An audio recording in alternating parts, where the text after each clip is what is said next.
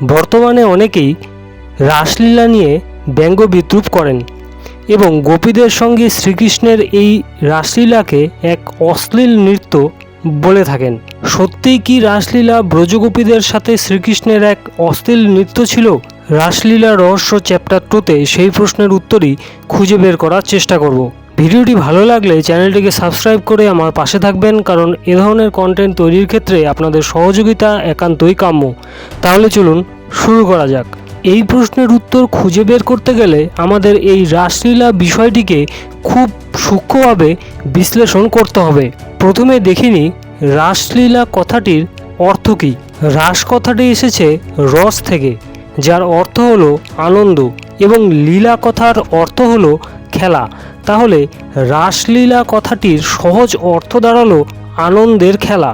রাসলীলা হয়েছিল এক শারদ পূর্ণিমার রাতে বৃন্দাবনে যমুনা নদীর তীরে শ্রীকৃষ্ণ ও ব্রজগোপীদের মধ্যে। সেই রাতটা ছিল ব্রহ্মরাত, অর্থাৎ মানুষের কাছে যা 432 কোটি বছরের সমান। এই রাতে শ্রীকৃষ্ণ যোগমায়াকে আশ্রয় করে রাসলীলা করবেন বলে স্থির করলেন। এখানে খেয়াল করার বিষয় হলো, তিনি কিন্তু যোগমায়ার বশবর্তী হয়ে রাসলীলা করেননি, যোগমায়াকে আশ্রয় করে করেছিলেন। তিনি বাঁশিতে ক্লি অর্থাৎ কামবীজের সুর তুললেন। গোপীরা যে যেখানে ছিলেন, যা কাজ করছিলেন, সব কাজ ফেলে রেখে শ্রীকৃষ্ণের সাথে দেখা করতে ছুটলেন। রাসলীলা হলো শ্রীকৃষ্ণের একটি অপ্রাকৃত জটিল লীলা, যা আমাদের মতো সাধারণ মানুষের বোধগম্যের বাইরে। সেক্ষেত্রে রাসলীলার প্রকৃত সত্য উদ্ঘাটন করতে হলে, রাসলীলার বিষয়টিকে বুঝতে গেলে আমাদের রাসলীলা বিষয়ক কিছু শব্দকে ডিকোড করতে হবে। প্রথমে দেখিনি যোগমায়া কি। যোগমায়া হলো সেই বস্তু যার দ্বারা ভগবান বস্তু জগৎ থেকে নিজেকে আবৃত করে রাখেন এবং আমাদের তাই দেখান যা তিনি আমাদের দেখাতে চান, যার ফলে আমরা তার প্রকৃত স্বরূপ সম্পর্কে অজ্ঞাতই থেকে যাই। শ্রীকৃষ্ণ তার বাঁশিতে কামবীজ ক্লি বাজালেন। এক্ষেত্রে আমাদের দুটো জিনিস জানতে হবে। 1. শ্রীকৃষ্ণের বাঁশির রহস্য কী। 2. কামবীজ বলতে কি বোঝায়। শ্রীকৃষ্ণ যে বাঁশি বাজাতেন তা কোনো সাধারণ বাঁশি নয়। এই বাঁশি আমাদের সুষুম্না কাণ্ডের প্রতিনিধিত্ব করে, আর এই বাঁশির 7টি ছিদ্র সপ্তচক্রের প্রতিনিধিত্ব করে। সেদিক থেকে দেখতে গেলে শ্রীকৃষ্ণের এই বাঁশি কিন্তু আমাদের প্রত্যেকের ভেতরেই বিদ্যমান রয়েছে, শুধু আমরা তার ব্যবহার জানি না। আর এখানে কামবীজ বলতে কোনো জাগতিক যৌন চাহিদার নিবৃত্তিকে বোঝানো হয়নি। এখানে কাম হলো স্যাটিসফ্যাকশন, তৃপ্তি, পরমানন্দ, কারণ এটা ছিল ভগবান শ্রীকৃষ্ণের একটি অপ্রাকৃত লীলা, যা যোগমায়ার দ্বারা আমাদের প্রাকৃত দেখানো হয়েছে। কারণ ভগবানের অপ্রাকৃত লীলা দর্শন করতে হলে যে দিব্য দৃষ্টির দরকার, তা আমাদের নেই। শ্রীকৃষ্ণের এই বাঁশির সুর আমাদের ভেতরেও নিরন্তর বেজেই চলেছে, কিন্তু দুঃখের বিষয় হলো আমরা এই বাঁশি ব্যবহারও করতে জানি না, আর এই সুর শোনার ক্ষমতা আমাদের নেই। কিন্তু ব্রজগোপীরা ছিলেন বিশুদ্ধ আত্মা, যা আমরা আগেই আলোচনা করেছি। তাই তারা এই বাঁশির ব্যবহারও জানতেন, আর শ্রীকৃষ্ণ যখনই বাঁশি বাজাতেন সেই সুর, সেই আনন্দের ধারা তাদের দেহের ভিতরে প্রবাহিত হতো। তাই শ্রীকৃষ্ণ যখনই বাঁশি বাজাতে আরম্ভ করলেন, সমস্ত গোপীদের অন্তরে সেই পরমানন্দের সুর বাজতে শুরু করলো। তারা সব কাজকর্ম ফেলে শ্রীকৃষ্ণের কাছে ছুটলেন, অর্থাৎ বস্তু জগতের মায়া ত্যাগ করে পরমানন্দকে পাওয়ার উদ্দেশ্যে ছুটলেন। এক্ষেত্রে কৃষ্ণ শব্দটিকে ডিকোড করলে আমাদের কাছে বিষয়টি একটু পরিষ্কার হবে। কৃষ হলো সত্তাবাচক শব্দ এবং মূর্ধান্য হলো পরমানন্দবাচক শব্দ। তাহলে সত্তা ও পরমানন্দের মিলনের নাম হলো কৃষ্ণ, অর্থাৎ যাতে পরমানন্দ ছাড়া আর কিছুই পাওয়া যায় না, তাই হলো কৃষ্ণ। এখানে সত্তা হলেন গোপীরা, শ্রী রাধিকারই বর্ধিত রূপ, অর্থাৎ জীবাত্মার প্রতীক, আর পরমানন্দ বলতে পরমাত্মাকে বোঝায়।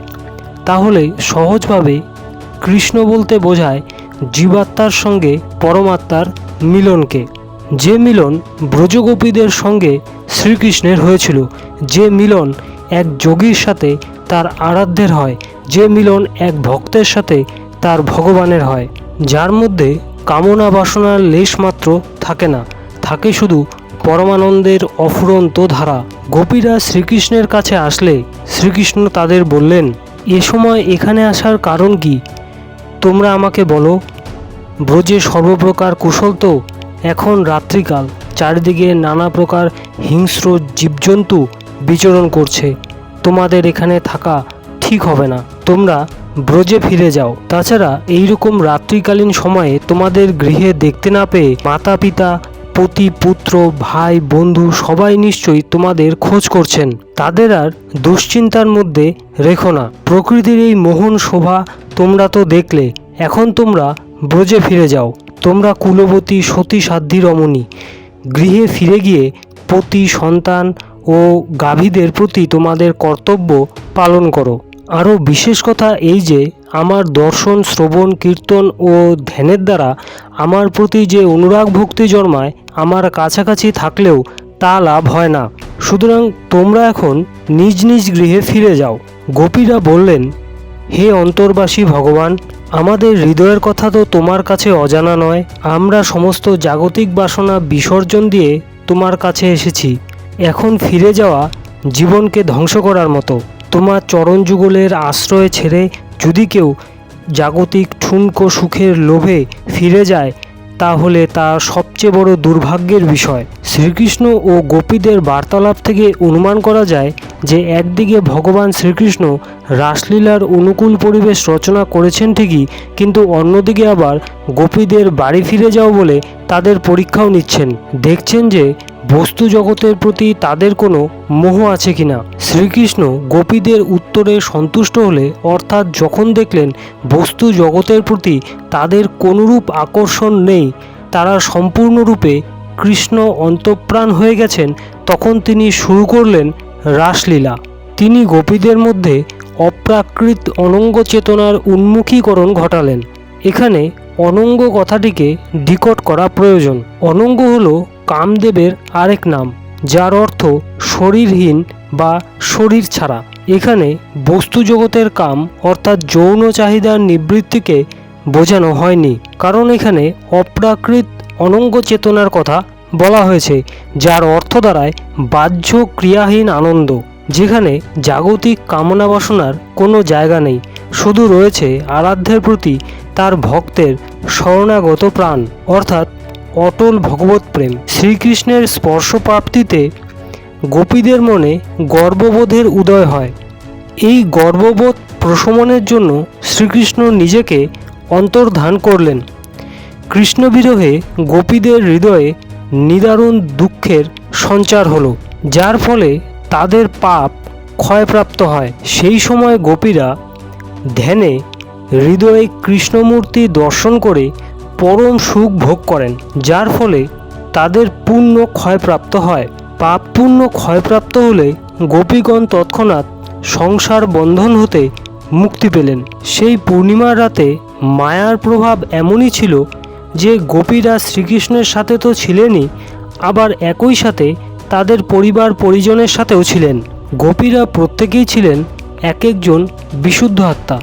সেদিক থেকে ঘটনাটি এভাবেও বলা যায় যে, তাদের দেহ জড়জগতে থাকলেও আত্মা গিয়েছিল পরম সুখের সন্ধানে।